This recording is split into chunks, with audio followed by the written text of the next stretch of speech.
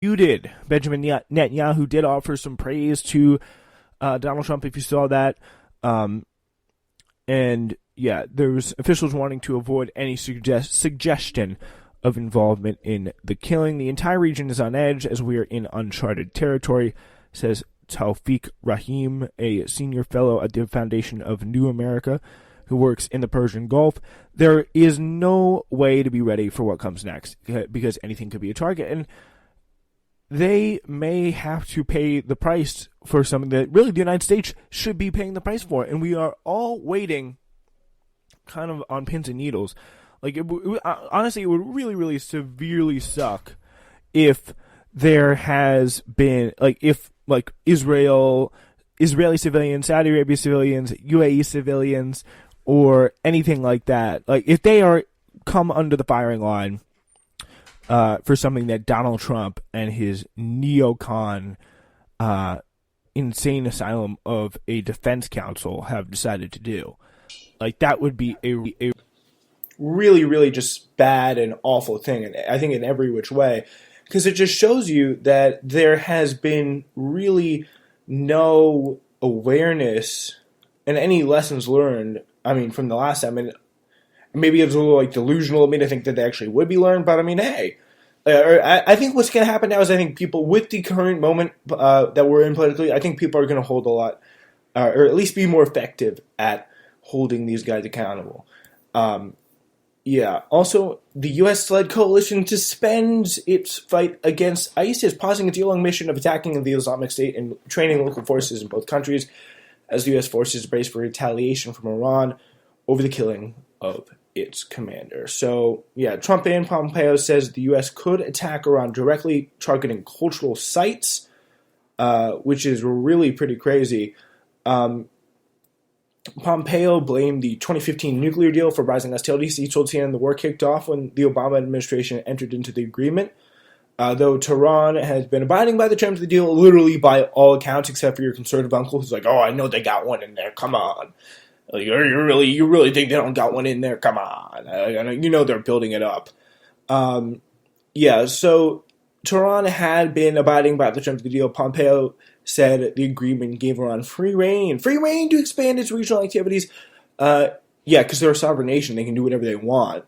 In protest over the latest threat, Iran on Sunday summoned the Swiss envoy representing American interests in Tehran, Reuters reported. So I don't think they actually do have a real ambassador there. So that is the reality situation. So we're following that, and also, yeah, we talked about the Iraqi parliament situation, but something also very alarming is the Iranian Americans now. As there's now reports that dozens of Iranian Americans were detained at the U.S.-Canada border on Saturday in questions about their political views and allegiances.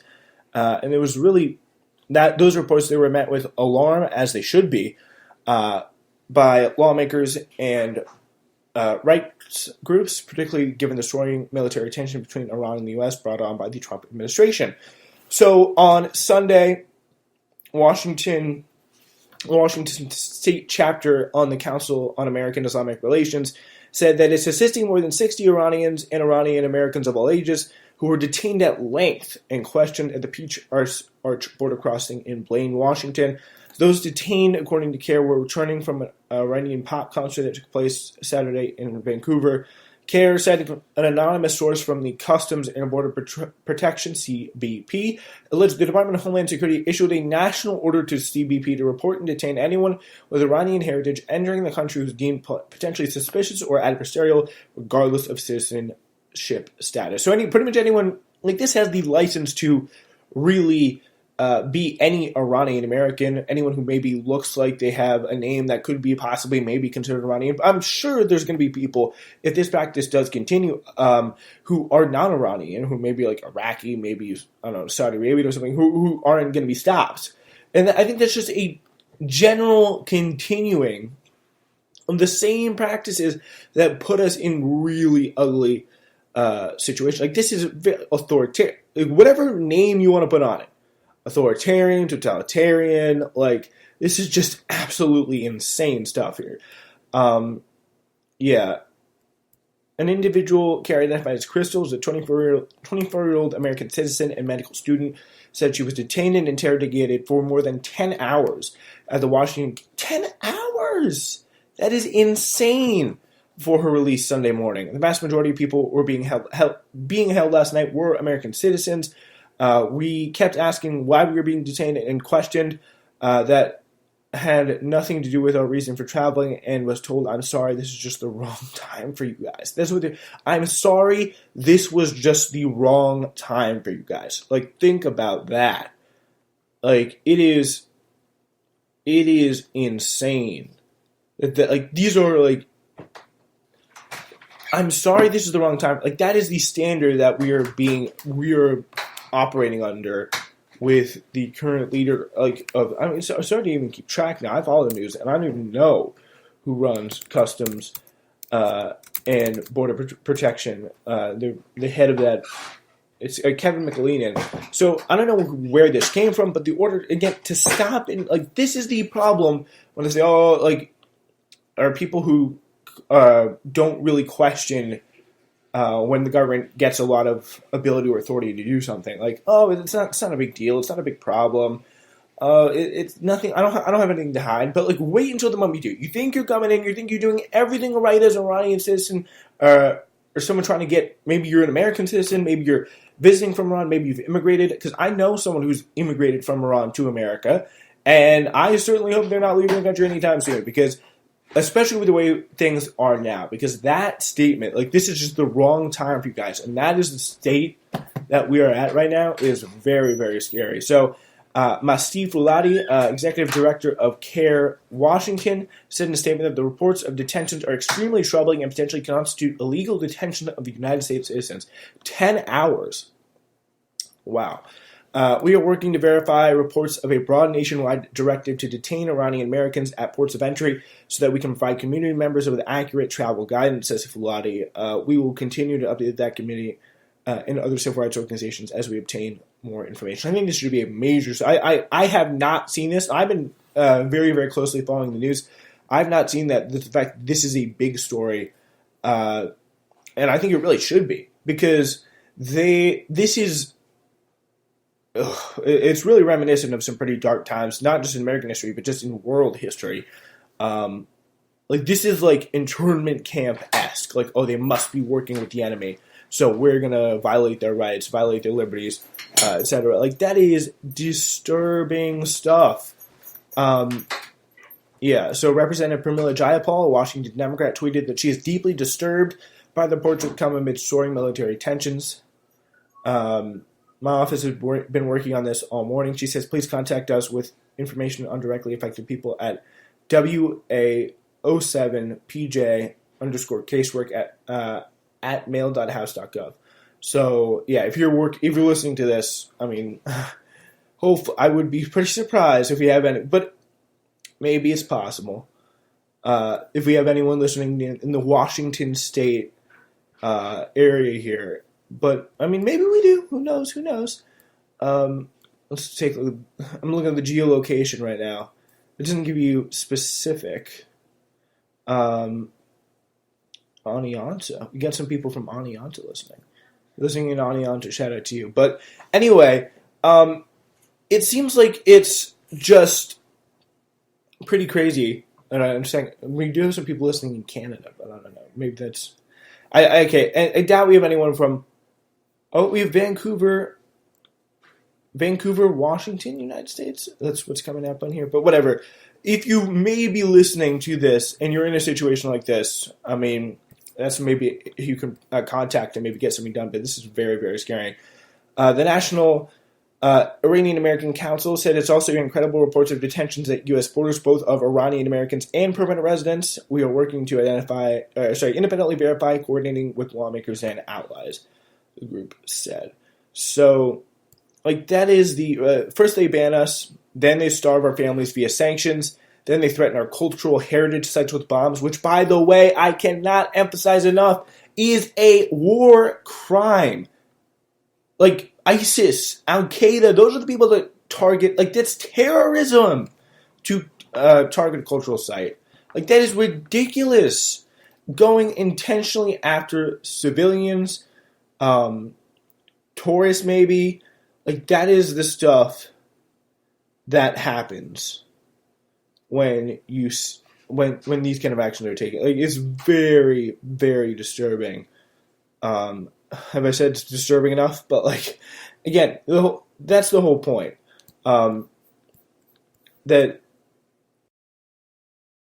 Yeah, I mean, this really could go a lot of ways, and none of those ways that it could go are good. And by any stretch of the imagination here. So, yeah. It's really hard to overstate the relationship that, the detriment that Iran has really done to the people of this, or the detriment that we have done to the people of Iran, like by pulling out of the nuclear deal, by taking all these actions. And it's not that like everyone's responsible for it, obviously. But the fact is, like, America is run by a government of complete neocon crazies, and that's starting to really sink in. Anyway, so, yeah, I do want to get this op-ed here by Chris Hedges, who was, for the longest time, a war correspondent for the New York Times. Let's say he shared too many opinions, but yeah, he's a very, very well-respected, very accomplished guy. So the United States, like Israel, has become a pride that sheds, violates, or absents itself from international law. He writes, the assassination by the United States of General Qasem Soleimani, the head of Iran's elite Quds force near Baghdad's airport, will ignite widespread retaliatory attacks against U.S. targets from Shiites who form the majority in Iraq. It will activate Iranian-backed militias and insurgents in Lebanon and Syria throughout the Middle East.